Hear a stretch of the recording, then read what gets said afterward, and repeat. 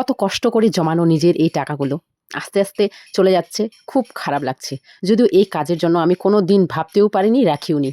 আমি রেখেছিলাম আমাদের মেয়েদের যে স্বপ্ন সোনা দানা সেটা কেনার জন্য জমিয়েছি, কিন্তু এইভাবে যে চলে যাবে কোনো দিন ভাবতেও পারিনি।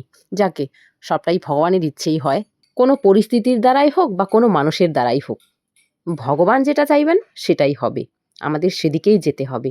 হ্যাঁ, ভগবান তো নিজের উপরে দোষ নেবেন না, কারোর উপর না কারোর উপর দোষ চাপাবেনই, তাই না?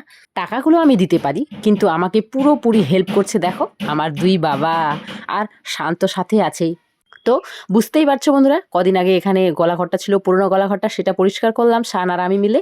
আর এখন দেখো আস্তে আস্তে টুকিটাকি কাজগুলো হচ্ছে, এই পুরোনো ঘরটা ঠিক করছি, মেরামত করছি।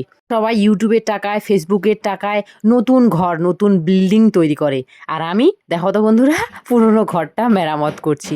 যেমন ইনকাম তেমন খরচা, তাই না? কেমন হবে ঘরটা, ব্লগগুলো আমার দেখতেই থাকো বন্ধুরা, অবশ্যই দেখতে পাবে, বুঝতে পারবে। পুরোটাই কিন্তু আমার সানের আইডিয়া, ওই বের করছে এই রাস্তাটা।